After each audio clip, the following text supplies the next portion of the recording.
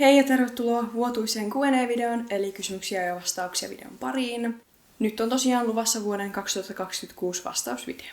Ja kysymyksiä kysyttiin tänä vuonnakin tuossa YouTuben yhteisövälilehdellä postauksissa.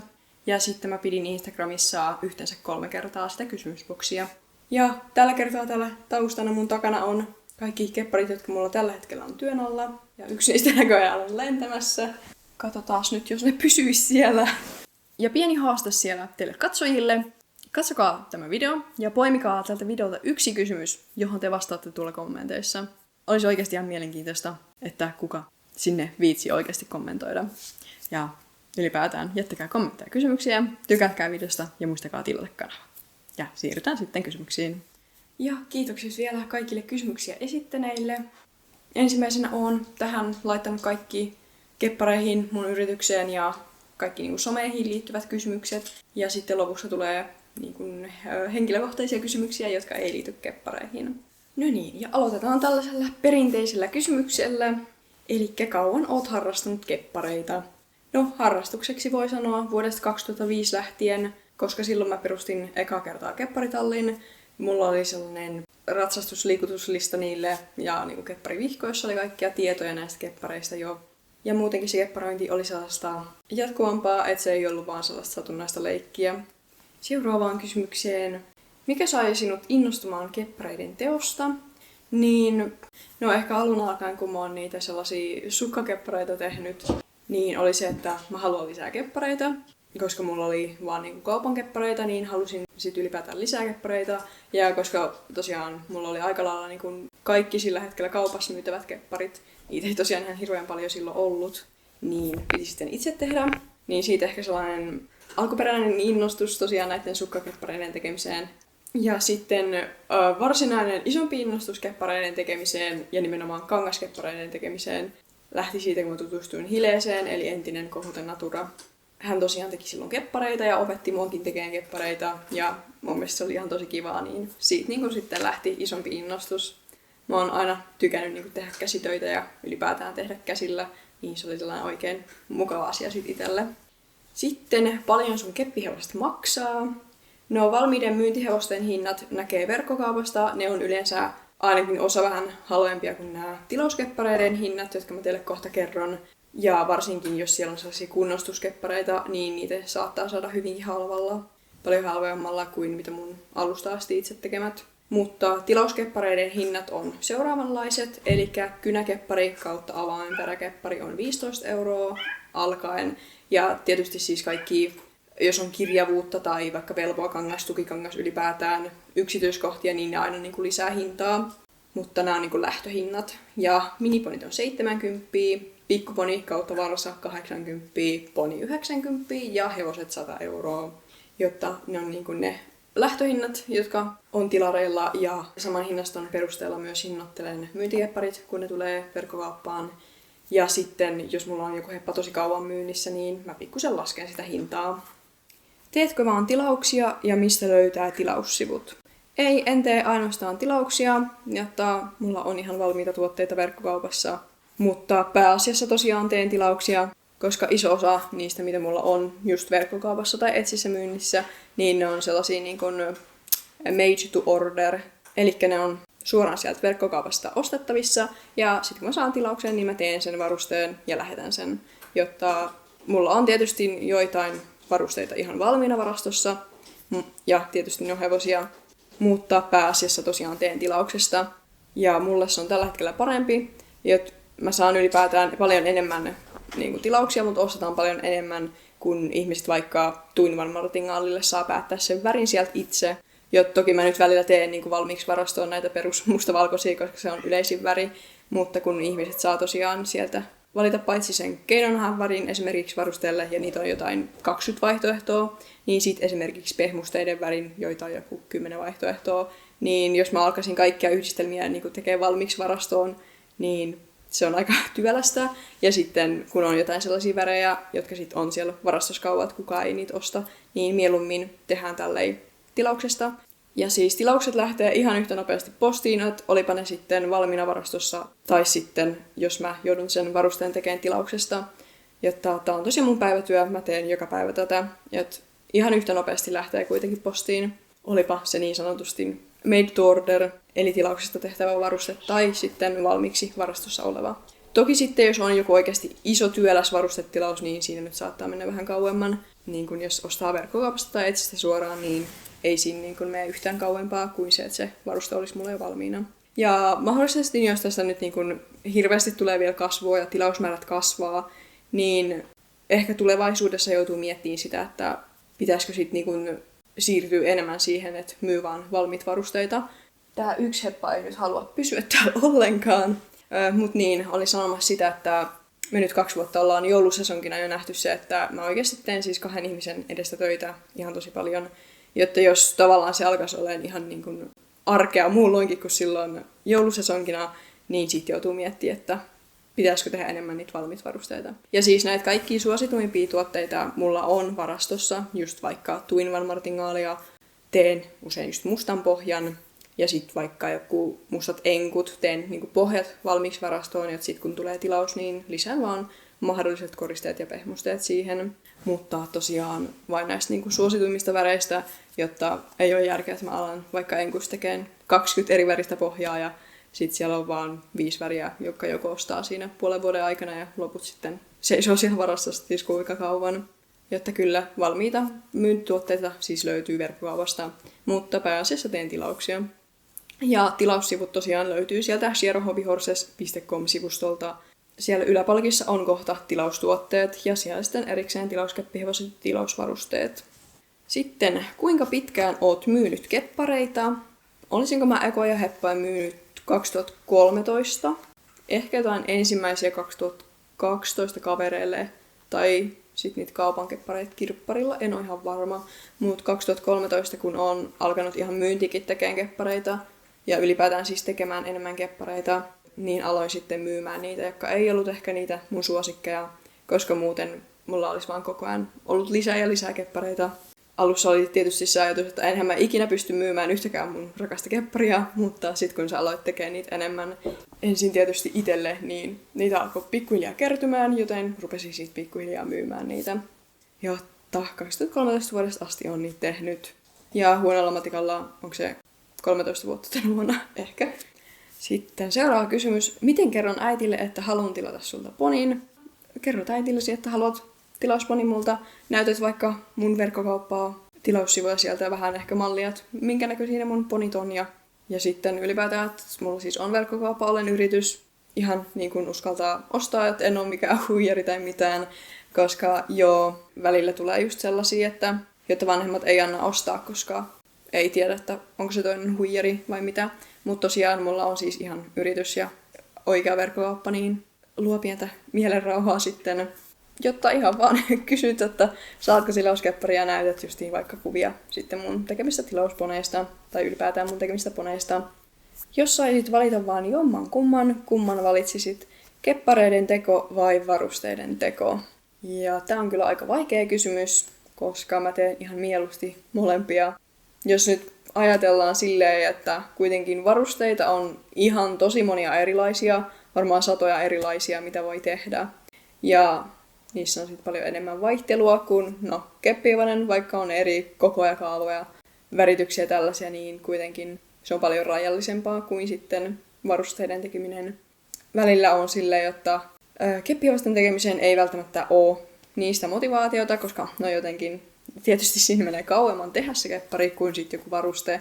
Jos pidemmän päälle ajatellaan, niin tekisin ehkä mieluummin varusteita vaan, koska siihen niin kun löytyy melkein aina motivaatiota. Ja siinä on sitä vaihtelevuutta ehkä vähän enemmän sitten kuitenkin. Montako kepparia sulla on nyt työn alla? Voitko näyttää ne ja onko ne tilareita? Elikkä tällä hetkellä on 4 kepparia työn alla, 3 tilaria ja 1 myytävä. Nämä on keskeneräisiä, kuten ehkä näette. Mä näille justiin on harjat tehnyt, että ne on vielä tasaamatta. Mutta täällä olisi miniponitilari tummaruskeasta velvoasta. Sillä on tähti päässä ja musta villalankaharja. Sitten sen vierestä löytyy mustasta karvakankaasta poni mustalla villalankaharjalla, iso tähti ja turpapilkku. Katsotaan, saanko mä näitä takaisin. Noin. Sitten katsotaan sitä tilari vielä täältä. Mutta tosiaan tällainen fliiseheppa, upotettu kirjava. mallikuvien mukaan. Ja tälle tulee tosiaan tällainen pystyharja. Tää on vielä ihan kesken, että pitää sitä vielä aika paljon lyhentää. Ja sitten tietysti kovettaa, mutta tosiaan valkoinen muhairharja. Ja viimeisenä täällä meillä on tämä ei-tilari. Todennäköisesti tulee olemaan myyntikeppari, mutta tällainen vaalearuskeista ja valkoisesta velvoasta upotettu kirjava. Ja mä nyt vielä mietin, että jos mä tekisin tälle pikkusen jotain papurikkokuviointia niin kuin tänne alakaulaan. Mulla oli muutamia mallikuvia tälle, tai inspiraatiokuvia oikeastaan, niin ehkä teen vielä jotain papurikkoa, jos mä löydän sopivan värisen tussin. Mulla ei itsellä ole sellaista. Sitten täällä on tollanen merkki. Ja harja on tosiaan mohairia, tällainen tosi pitkä ja paksu, valkoista ja tällaiset ruskeat mohairia. Ja tää on tosiaan myös ponikokoinen. Elikkä tollaset nyt työn alla. Montako kepparia oot tehnyt? Yhteensä mä oon tehnyt tässä kohtaa 690 kepparia. Kuinka paljon saat tilauksia verkkokaupassa viikon sisällä? Ja otin tähän nyt ihan oikeat luvut esimerkiksi toukokuulta, joka on sellainen suht normaali kuukausi tilausten suhteen. Ehkä siitä kuun puolivälistä, just niin kuin kesäkuun puoliväliin, on vähän rauhallisempaa kuin yleensä, koska ihmiset säästää SM-kisoihin. Mutta niin kuin silleen verrattain normaali kuukausi. Ei ehkä verkkokauppamyynnin suhteen, mutta ainakin Etsy-myynnin suhteen. Ja tosiaan mulla päämyyntikanava edelleen on Etsy, tietysti oman verkkokaupan ohella. Toukokuun aikana Etsyssä sain 43 tilausta, mikä tekee 1,4 tilausta per päivä. Verkkokaupassa sain vain 11 tilausta, mikä on pikkusen vähemmän kuin yleensä. Ja se tekee sitten 0,4 tilausta päivässä. Ja yhteensä siis Etsyn ja verkkokaupan kautta saan 1,8 tilausta päivässä, mikä tekee 10,2 tilausta viikossa. Eli siinä 10-15 on ehkä normaali määrä tilauksia, mitä saa viikossa. Itse verkkokauppaan niistä tulee noin 2-3. Ja, ootko ikinä heittänyt kepparia roskiin? En ole.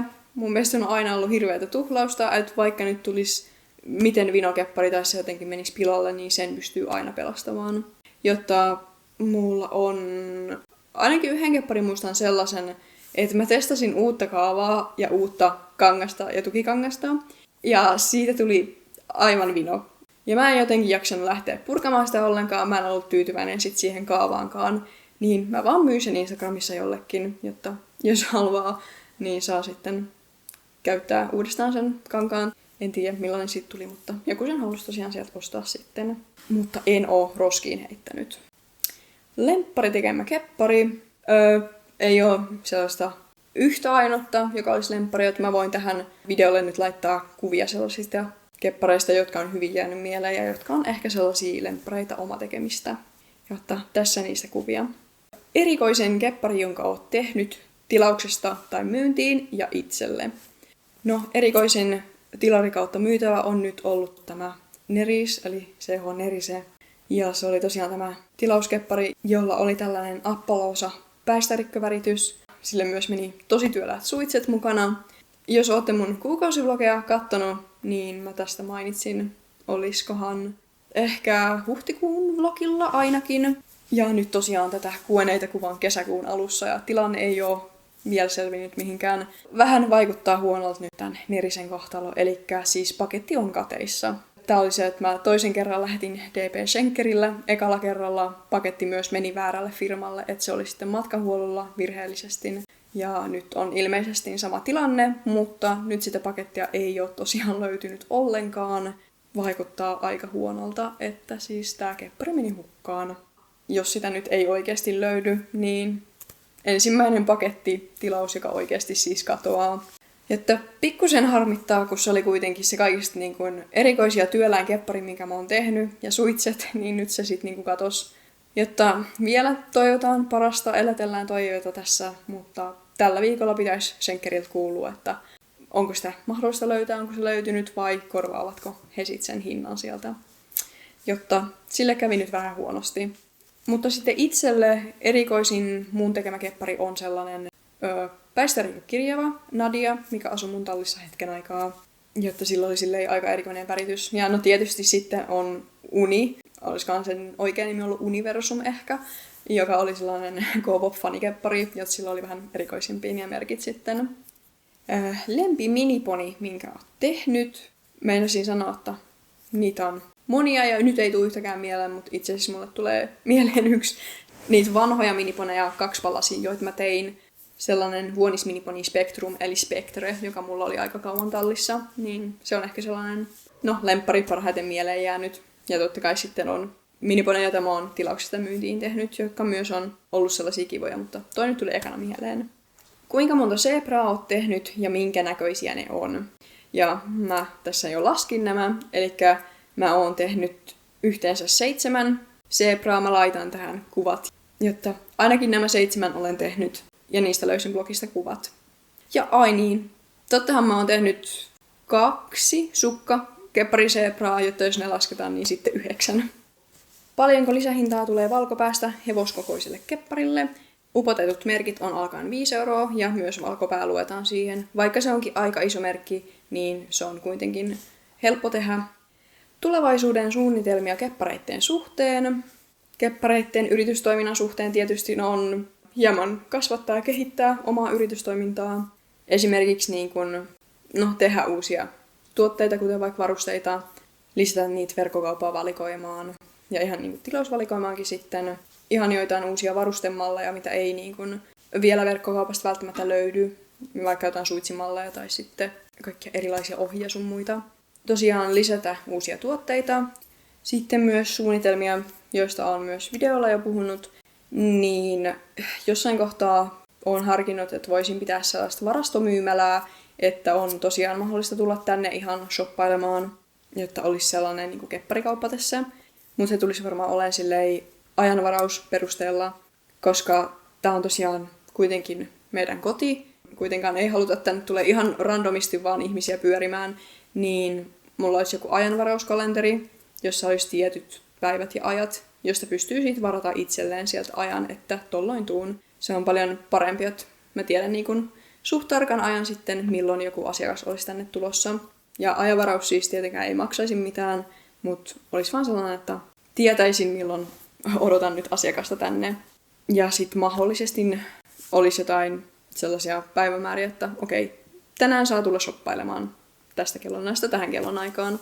Mutta varmaan pääasiassa, että pitäisi sitten varata aika. Vielä yksi asia, johon liittyy myös seuraava kysymys, eli minä vuonna tulee todennäköisesti ekat kepparileirit. Niin yksi asia, mitä olen suunnitellut myös keppareiden yritystoiminnan suhteen, on leirien järjestäminen. Jot mä viimeiset leirit pidin 2018 ja siitä lähtien mä oon sanonut, että jossain kohtaa melko varmasti tuun pitää leirejä. Ja nyt meillä on tosiaan oma talo, oma piha tällaista, niin olisi mahdollista pitää leirejä, niin kuin tässä ihan kotonakin. Toki siis tällä hetkellä ei nyt oikein ole sellaista mitään ratsastuskenttää tai tällaista, mutta sellainen olisi tarkoitus tuonne takapihalle tehdä. Tänä vuonna tehdään vähän piharemonttia, niin sitten siinä samalla. Ja me ollaan silleen aika lailla, metsässä tää on metsäinen tontti, ja tuolla menee ihan kivoja valmiita polkuja tuolla metsässä, niin joku maastoesterata sinne. Ja sitten tietysti kaikki estekalustot, tällaiset pitäisi joko itse tehdä tai ostaa jostain. Ja sitten tietysti se majoittuminen, me ollaan Laihialla, niin mahdollistettiin päiväleirejäkin voisi pitää, mutta se on vähän sitten, jos ei tule tästä lähialueelta, niin pitkät matkat ensin tulla tänne aamulla ja sitten lähteä pois illalla, niin kuitenkin varmaan pitäisi olla yöleirejä sitten, niin vähän sitä majoittumista, jotta tällaisia asioita pitää vähän vielä miettiä. Minä vuonna, aikaisintaan ensi vuonna, eli 2027, ehkä jo ensi vuonna, katsotaan vähän. Siirrytään sitten eteenpäin. Tässä olisi seuraavaksi pari YouTube-aiheesta kysymystä. Eli milloin aloitit sun YouTube-kanavan? Mä aloitin huhtikuussa 2014. Onko tulossa lisää asiakasstorytimeja? Ne on parhaita. Ja kyllä, ehdottomasti on tulossa lisää. Mulla on tässä taas aika iso läjä kaikenlaisia kokemuksia, mitkä pitää kertoa. Ja paljon on taas tullut, että mitä mulle on tapahtunut, kun mä olen ollut asiakkaana. Niin sellainen on tulossa tässä ehkä jo mahdollisesti kesän aikana. Nyt kun mä tätä videota kuvaan, niin on vielä kesäkuun alku, eli SM-kisat ei ole ollut, mutta tää tulee vasta SM-kisojen jälkeen tää video. Niin kysymys on, tuutko keppareiden SM-kisoihin kautta tuutko myymään SM? Ja tänäkään vuonna en tuu SM:ihin. No, tietenkään mä en tule kisaamaan, koska en mä ratsaista keppareilla. Jotta jos mä tulisin SM-kisoihin, niin en mä varmaan katsojaksi lähtisi, jotta sitten myyjäksi todennäköisesti. Mutta se on vähän sellainen, että mun pitäisi ehkä etsi tai verkkokauppa pistää tauolle joksikin aikaa, että mä ehtisin tekemään valmiit varusteita ja keppareita, että mulla olisi sitten jotain mitä myydä. En halua laittaa verkkokauppaa tai etsiä tauolle, koska se on se päätulon lähde. Varmasti saan siellä tilauksia. Siitä SM-kisat on vähän sellainen, että no mä menen sinne, mä oon siellä koko päivän. Mulla pitää olla siellä joku avustaja, jolle tarvii maksaa palkan. Ja sitten niin kun, ei voi tietää, että meneekö mikään kaupaksi. Ja sitten, että miten paljon siellä menee kaupaksi. Niin siinä on kuitenkin aina se oma riskinsä sitten. Ei mulla ihan hirveästi ole kiinnostusta oikeastaan ikinä ollut lähteä SM-kisoihin myymään. Siellä on vähän ehkä liikaa ihmisiä. Mä oon aika introvertti ihminen, niin mä olisin aivan varmasti puolivälissä päivää jo. Niin, en tiedä. Ehkä joskus tulevaisuudessa, mutta ei nyt niin kuin, no ei nyt tänä vuonna todellakaan. En tiedä, kaikki riippuu niin siitä joulusesongista, että miten hektinen se on. Ja mä en usko, että nyt ensi joulusesonkikaan olisi mitenkään rauhallinen, että pystyisin jo silloin alkaa tekemään myytäviä SM:ihin. Ja sitten tosiaan kun se myyntipaikan varaus, onkohan se jo niin kuin edeltävän vuoden joulukuussa, mikä on siis tosi aikaisin, kun SM-kisat on kesäkuussa. Niin joo, mä en tosiaan siinä kiireellisen joulusesongin aikana ehdi yhtään uhrata ajatusta, että olisi jotkut SM-kisat. Jot niin kuin tänä vuonnakin, kun se ilmoittautuminen tuli, niin se vaan oli ja meni täysin ohi multa. Ja en mä niin kuin, siinä kohtaa, kun sitä pöytää olisi pitänyt varata, niin yhtään osaa sanoa, että ehdinkö tekemään tarpeeksi myytäviä sitten. Niin siinä vähän syytä, että miksi mä en tosiaan tuu SM:ihin myymään. Mikä sun ensimmäinen keppari oli, jonka sait kautta teit? Ensimmäinen, jonka mä sain, oli itse asiassa sellainen puukeppari, jonka mä sain jo ihan pienenä lapsena. Ja sitten ensimmäinen, jonka mä oon tehnyt. Ja mä oon kyllä tehnyt niitä sukkakeppareita, tai sellaisia niin kuin, lattiaharjan päälle tehtyjä sukkakeppareita. Niin pitää vähän katsoa tuolta arkistosta, että mikä niistä olisi eka, mutta laitan tähän kuvana. Ja sitten eka kangaskeppari on tosiaan se äidin kanssa tehty, valtavan iso muodoton keppari tehty. Kuinka monta kepparia sulla on ja mikä on ollut sulla pisimpään? Ja mikä sun omista keppareista on vanhin ja mikä uusin? Vanhin on poju, jonka mä oon tehnyt, kun mä oon blogia aloittanut vuonna, olisiko 2013 ehkä. Ja uusin keppari on itse asiassa Tune, tämä kunnostuskeppari, jonka mä jätin nyt itselle. Eli pisimpään on ollut poju ja vähiten aikaa Tune. Mikä on ollut sun ihan lempisuitset, mitä oot tehnyt tässä vuosien aikana? Ne on varmaan ne hakkamuret. Ne oli aika lailla ensimmäisiä tikattuja suitsia, jotka mä tein. Ja ne on muistaakseni pojun suitsina tällä hetkellä. Eli sellaiset mustat tikatut hakkamuret, joissa on pehmuste. Mikä varuste on helpoin tehdä sun mielestä? Ehkä kaikista helpoin on rintaremmi, koska siinä ei ole hirveän montaa kiinnitettävää kohtaa ja se on yksinkertainen nopea tehdä. Ja sitten tietysti pyöritelty riimunnaru on kans tosi helppo tehdä. Milloin oot viimeksi ollut kepparin selässä ja aiotko mennä uudelleen? En muista vuotta, mutta siitä on pari vuotta nyt, kun mä tein sen testataan keppariratsastusta videon, niin silloin viimeksi. Tarkoitus on tehdä toinenkin testataan keppariratsastusta video. En nyt tiedä tänä vuonna vielä, mutta ehkä ensi vuonna, jotta silloin sitten. Mikä oli sun esteennätys kepparilla silloin, kun ratsastit niillä? 130 senttiä kepparilla ja sen on hypännyt jupilla. Sitten on tällaisia samanlaisia kysymyksiä.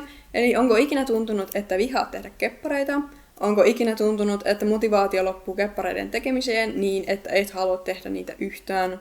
Ja onko sulla joskus tullut tunne, että pitäisi lopettaa keppareiden teko tai YouTube? Ikinä ei varmaan ole tullut sellaista, että vihaan tehdä keppareita, mutta kyllä on niin kun, motivaatio on lähtenyt välillä pitkäksikin aikaa, jotta varsinkin silloin ehkä, no kun mä aloitin enemmän tekemään, niin silloin oli tosi motivoitunut, mutta sitten siinä niin kun, muutaman vuoden päästä ehkä oli vähän sellaista, että ei niinkään ollut motivaatiota. Ja sit vaan on pitänyt taukoa keppareiden tekemisestä, ei siinä mitään. Motivaatio on aina tullut takaisin. Ja ikinä ei varmaan ole tullut sellaista tunnetta, että haluaisin kokonaan lopettaa keppareiden tekemisen. No joo, muistikortit loppu tila. Mitähän mä olin sanomassa? Niin, ei ole ollut sellaista, että halusin kokonaan lopettaa keppareiden tekemisen, mutta just se, niin että haluan lopettaa kepparit, tai siis ratsastamisen, niin oli silloin, ja senhän mä tosiaan lopetin YouTubesta. Ei nyt ehkä ole ollut sellaista, että haluan lopettaa, vaikka on välillä ollut silleen, että ei ole ollut motivaatiota, ja on sit pitänyt taukoja. Siitä nyt on jo vuosia, mutta kuitenkin. Ootko pitänyt kepparimyyjäisiä? No en niin varsinaisia myyjäisiä paikan päällä. Jotkut blogissa tietysti mulla oli silloin alkuaikoina aina kaikki kevätmyyjäiset ja talvimyyjäiset kautta joulumyyjäiset. Mutta en ole tosiaan paikan päällä pitänyt. Ja no ehkä ainoat myyjäiset, missä mä oon niin kuin ollut, oikein niin kuin myyjäiset, tiedättekö, niin naapurikylällä oli jotkut myyjäiset, niin siellä mä oon ollut yhden kerran myymässä keppareita ja varusteita. Sitten, onko sua kiusattu keppareiden takia? Niin ei silleen mitään pitkäkestoista, mutta silloin lukiossa, kun mä en enää ratsastanut keppareilla, paitsi ihan satunnaisesti kavereiden kanssa, niin olin siinä yksi viikonloppu sitten ollut kavereiden kanssa ratsastamassa siinä meidän lähimetsässä ja julkaisin sitten Instagramiin kuvan sieltä, josta samalla kylällä asuva lukiossa oleva poika mut tunnisti ja tunnisti ilmeisesti paikan. Ja oli tosiaan tekännyt kaikki sen poikaporukan pojat siihen mun postaukseen. Ja joo, seuraavana päivänä koulussa oli vähän sellaista naureskelua ja niin kuin halveksivaa vilkuilua siinä heidän osaltaan. No, ne ei sitten jatkanut siitä onneksi enempää, paitsi tämä yksi henkilö, jota mä pidin ihan, jotta se on niin kuin porukan järkevin, niin viikon verran aina kun tuli vastaan, niin se niin kuin naureskeli siinä ja virnuili ja muutenkin sellainen tosi niin kuin halveksuva katse. Jotta joo, en voi ymmärtää, hän oli tosiaan aikuinen siinä kohtaa. Jotta joo, se on sellainen niin kuin ainoa kiusaamiskokemus keppareiden takia. Jotta aika hyvin mä niin kuin pidin kepparit silleen salassa, että ei niin kuin koulussa ainoastaan osa mun kaverista tiesi, että harrastan keppareita. Ja muutenkaan en mä siitä niin kuin puhunut, koska ihan varmasti olisi kiusattu, jos olisin kertonut, varsinkin yläasteella ja lukiossa. Sitten yksi tällainen hyvin spesifi kysymys tuli Instagramin kautta. Tämä on nyt ollut puheenaiheena kepparipiireissä ihan lähiaikoina, niin käytätkö tekoälyä? Ja ei, mä en käytä tekoälyä yhtään mihinkään, ollenkaan, ikinä, enkä tule käyttämään. Jotta ainoa yhden kerran, kun mä olen tekoälyä käyttänyt muutamia vuosia sitten, kun en vielä tiennyt paremmin tekoälystä, jotta se oli niin kuin aika uusi asia, niin oli kun mä etsin logoideoita mun niin kuin yritykselle, tai niin kuin ylipäätään Sierra Hobby Horsesille, eihän mulla yritys silloin vielä ollut, mutta oli joku tällainen verkkosivu, tekoälyverkkosivu, ja se antoi sieltä mulle joku 10 logoehdotusta, jotta niin kuin tavallaan ideoita hain, jotta en mä ikinä, vaikka sieltä olisikin logo löytynyt, niin en mä olisi sitä todellakaan suoraan käyttänyt, jotta niin kuin hain sellaisia ideoita. Ja no ei sieltä kyllä hirveän hyviä ideoita tullut, mutta niin kuin, itsellä on huono fiilis siitä, että mä edes käytin sellaista verkkosivua, koska tekoälyn käyttäminen ei todellakaan ole hyvä asia. Mutta joo, siis en ole käyttänyt enkä tule käyttämään, jotta sen logonkin sitten päädyin vaan uusimaan niin kuin siitä tosi vanhasta versiosta, mikä mulla oli. Tämä oli tosiaan aikaa, että ei niin kuin tekoälyn haitoista ei vielä silloin välttämättä tiedetty niin paljon, ainakaan mä en tiennyt, mutta nyt kyllä olen paljon viisastunut siitä. Sitten viimeinen tällainen keppariaiheinen kysymys on, että voiko sulle lähettää fanipostia ja ootko ikinä ennen saanut? Niin kyllä, ilman muuta saa lähettää fanipostia. No, yrityksen osoite löytyy verkkosivuilta, yhteystiedot kohdasta ja tietysti sen voi tulla kysymään. Ja aikaisemmin olen saanut aika paljonkin fanipostia silloin, kun mä järjestin näitä leirejä, jotta ihan paitsi niiltä, jotka tuli leireille, niin on mulle lähetettykin sitten. Mulla on jotain vielä tällaista, jotta mä voisin tähän laittaa pienen videopätkän, että minkälaista fanipostia mut löytyy. Mulla on tosiaan täällä joitain mukana ja varmaan loput on sit vanhempien työn vielä. Mutta tässä osa faniposteista, mitä mä oon aikanaan saanut. Ja saa tosiaan lähettää lisää, jos haluaa. Sitten siirrytään tällaisiin ei-kepparikysymyksiin, eli liittyen muhun ja mun elämään. Näitä ei ole hirveän paljon. Aloitetaan, mikä sun oikea nimi on. Mun oikea nimi on Jaana. Kuinka vanha oot? Milloin oot syntynyt? Täytän kesäkuun 15. päivä 27 vuotta, eli oon syntynyt vuonna 1999. Missä päin Suomea asut? Mä asun Pohjanmaalla Laihialla. Opiskeletko? En opiskele enää, jotta ammattikorkeakoulusta valmistuin vuonna. Mä oon tosi huono muistaa näitä vuosia, mutta taisi olla vuonna 2024, kun mä sain sen opinnäytetyön tehtyä. Mutta joo, olen ihan täysipäiväinen yrittäjä. Eli nämä keppiohjelmat on mun työ. Kerro teidän kissoista. No meillä on 3 kissaa. Vanhin niistä on toi mustavalkoinen Lissu. Se on tyttökissa ja se on nyt 11 vuotta. Sitten tämä valkomusta kaveri on Santtu. Hän on 2-vuotias poikakissa. Ja toinen poikakissa on sitten valkoharmaa Nyytti ja hän on vuoden vanha. Ja no, Lissu on tällainen vanha laiskakissa. Se nukkuu päivät pitkät ja on hyvin vaativa pyytämässä aina ruokaa tiettyihin kellonaikoihin. Santtu on sitten sellainen, että se rakastaa ulkoilua vieraiden suhteen ja ylipäätään ehkä se on vähän sellainen niin kuin arempi kissa. Ja sitten Nyytti, no se on ehkä vähän tällainen ei kaikista järkevin kissa, hyvinkin rohkea. Aiotko hankkia lisää kissoja tai muita lemmikkejä? Ei. 3 kissaa on ihan sopiva määrä. Muutamat lempparikysymykset. Lempparipeli. Hankala sanoa yhtä, mutta SSO, Red Dead Redemption 2, Planet Zoo. Sitten Terrence of Rivershine on ehkä siinä niin kuin kärjessä. Ja lempiväri on varmaan sellainen pastellin vaalean violetti. Harrastatko kautta harrastitko ratsastusta, jos millä talleilla oot käynyt? Tähän liittyen, miksi et ratsasta oikeilla hevoilla? Mä en enää tosiaan ratsasta hevosilla, jotta mä oon ihan silloin pienen alkanut ratsastaan. Ensin käytiin muutamia kertoja Niskalan tallilla, eli mikä se on, Hakunin kotieläintilalla, jotta sieltä mä oon lähtenyt. Ja sitten kauan ratsastin Laulajan ratsutilalla, joka oli aivan ihana paikka, suosikkitalli tähän mennessä. Ja sitten jotain ihan irtotuntia Rannon tallilla ja Tiinan tallilla, kunnes sitten löydettiin Manonkylän ratsutalli Nurmossa, jossa sitten ratsastin oikeastaan loppuun asti. Ja tietenkin olen sitten niin kuin kavereiden ja tuttujen hepoilla myös ratsastanut, käynyt ravitallilla hoitamassa heppoja. Ja sitten viimeisin kerta, kun olen ratsastanut, niin 2019 muistaakseni kävin naapurikylällä yhdellä tallilla muutaman kerran. Ja miksi en harrasta ratsastusta? No siis mulla ei aivan hirveästi ole kiinnostusta oikeisiin heppoihin. Ja siis se on aivan älyttömän kallis nykyään. Et silloin kun mä aloitin, niin 1 tunti maksoi halvassa paikassa 10 euroa ja sitten vähän paremmassa paikassa 15 euroa. Ja kun mä oon lopettanut, niin olisikohan ollut 25 euroa, joka oli jo tosi kallis. Jotta joo, ei ole mielenkiintoa, enkä halua maksaa noin paljon ratsastuksesta. Kuitenkaan kun mä en mitenkään ikinä tavoitteellisesti, että mä alkaisin kilpailemaan tai jotain, niin ei siitä niin ole itseisesti niin paljon hyötyä. Jotta joo, ei niin oikein ole kiinnostusta. Totta kai taas joskus olisi kiva käydä hevosen selässä, mutta ei niin kuin ainakaan aktiivisesti ole aloittamassa varmaan enää ikinä. Mitkä on sun harrastukset nyt ja ennen? No aloitetaan vaikka, mitä ne ennen on ollut, niin olen harrastanut aika paljon kaikesta lenkkeilyä ja pyöräilyä ihan tosi paljon. Sitten tietysti keppihevoset. Ihan pienenä mä harrastin taitovoimistelua, että se on sellainen niin kuin, no ratsastuksen lisäksi ainoa oikea harrastus, josta on niin kuin maksettu.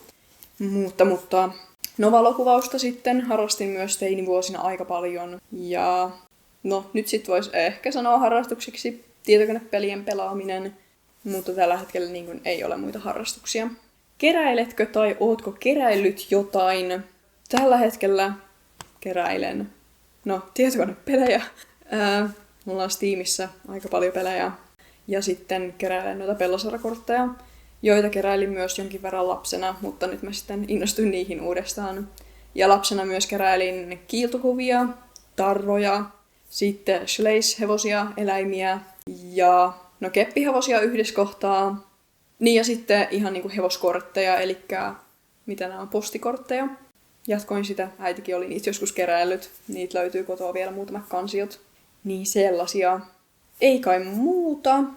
Sitten seuraatko kepparitubettajia? Ja toinen kysymys, katsotko joitain tubettajia? Keitä? Kepparitubettajia en oikeastaan, että tätä yhtä nyt, joka aktiivisesti tekee, niin välillä katson hänen videoitaan, että mitenkäs siellä menee. Mutta no kepparitubettajienkaan ei aivan hirveästi ole. Toki joistain maista on, mutta se, että he ei puhu englantia ja heillä ei ole enkunkielisiä tekstityksiä, niin niitä on vähän vaikea sit katsoa. Mutta en niin kuin kepparitubettajia en seuraa sille aktiivisesti. Sitten katsonko joitain tubettajia keitä. Otetaan itse asiassa täältä mun YouTuben tilauslista, mitä kaikista eniten seuraa, niin ehdottomasti on Passionate Kelsey, sieltä niin kuin crochet eli virkaussisältöä. Sitten olisi Monika Rasark, pienyrittäjä. Crochet Vision on myöskin virkauskanava. Horseblush Humane Society, ihan oikeisiin hevosiin liittyen. Julian Doodles, pienyrittäjä. Ja sitten tietysti Our Cheery Corner, myöskin pienyrittäjä. Ja kaikki tällaiset niin kuin taiteellisilta aloilta ja niin kuin käsityöyrittäjiä. Jotta siinä ehkä ne, mitä mä niin kuin tosi sille aktiivisesti seuraan. Ja en ainoastaan katso silloin, kun ne julkaisee uuden videon, vaan saatan mennä katsomaan vanhojakin videoita. Ja sitten toistaiseksi viimeinen kysymys. Seuraatko vielä driftingiä? Niin en seuraa. Jotta 2017 loppuvuodesta oikeastaan 22 kesään asti seurasin. Joo, laji tai varsinkin yleisö siellä alkoi muuttua ihan tosi paljon. Niin siihen meni silleen mielenkiinto. Ja koko laji ehkä muistuttaa tällä hetkellä huonoista asioista, eräästä henkilöstä eksästä, niin joo, en oo seurannut. Olisihan se ehkä kiva käydä katsomassa jotain kisoja vielä jossain kivalla radalla, mutta joo, siihen meni täysin niin kuin mielenkiinto. Jotta ennen se oli sellainen pieni tiivis yhteisö, sä pystyt varikolla tai yleisössä kenen kanssa tahansa juttelemaan lajista tai kuljettajasta tai kuljettajan autosta, mutta nykyään siellä on siis tosi paljon, jotka ei tiedä edes lajin sääntöjä. Ja se ei ole enää sellainen niin tiivis yhteisö. Siellä on kaikkia rähinää ja tappelua, ja siellä ei niin kuin ollut enää kiva olla. Jotta 2-2 Kalajoella on SM-kisoissa viimeksi käynyt. 2 vuonna ei enää suoraan sanottuna ollut kivaa kiertää kisoja, että se oli niin paljon jo muuttunut siinä kohtaa. Siitä on muutamia kysymyksiä saanut, että miksi en enää seuraa. Siinä nyt kysymykset, mitä tähän asti on tullut. Iso kiitos kaikille, jotka lähetti kysymyksiä. Ja ylipäätään aina saa kysyä kysymyksiä missä tahansa videossa, jos tulee mitään kysyttävää, sanottavaa palautetta ylipäätään, niin aina on tervetullutta. Ja nyt jos kuuntelit tuossa alussa ja poimit tältä videolta jonkun kysymyksen, niin vastaa siihen tuolla kommenteissa. Ei tietenkään mitään henkilökohtaista tarvitse vastata, mutta vaikka noita kepparikysymyksiä, mitä multa on kysytty, vastatkaa siellä, jättäkää muita kommentteja, tykätkää videosta, tilatkaa kanavaa ja menkää katsomaan mun muita videoita. Ihan voisin vinkata tähän. Mulla on keppari Q&A-soittolista olemassa, niin niitä on itsekin välillä mielenkiintoista katsoa niitä vanhoja Q&A-videoita ja miten mun vastaukset muuttuu ja miten ylipäätään mun elämä muuttuu, niin käykää vaikka katsomassa ne videot seuraavaksi. Ei muuta kuin paljon kiitoksia katsomisesta ja nähdään ensi videolla ensi viikolla. Siihen asti, moikka!